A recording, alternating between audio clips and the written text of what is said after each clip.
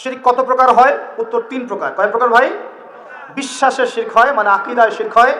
আমলে শিরক হয়, মানে কাজে শিরক হয়। কথা বা লিসানে শিরক হয়। মনে থাকবে? 1 নাম্বার কিসে শিরক হয়? বলেন আমার সাথে। বিশ্বাসে শিরক হয়, আকীদায় শিরক হয়। 2 নাম্বার আমলে শিরক হয়, কাজে শিরক হয়। 3 নাম্বার কথায় শিরক হয়। কয়েকটা एग्जांपल দিয়ে বুঝতে পারবেন। একজন ব্যক্তি মনে করেন বিশ্বাস করে যে আল্লাহ বলতে কেউ নাই, কি হবে এটা? বলেন। শিরক। একজন ব্যক্তি মনে করেন বিশ্বাস করে যে আল্লাহ আছে, আরো ইলাহ আছে, তাহলে কি হবে? কেউ যদি বিশ্বাস করে আল্লাহর সন্তান আছে, কি হবে? কেউ যদি বিশ্বাস করে মহাবিশ্ব আল্লাহ সৃষ্টি করে নাই, বিগ ব্যাং থেকে সৃষ্টি হয়েছে, কি হবে?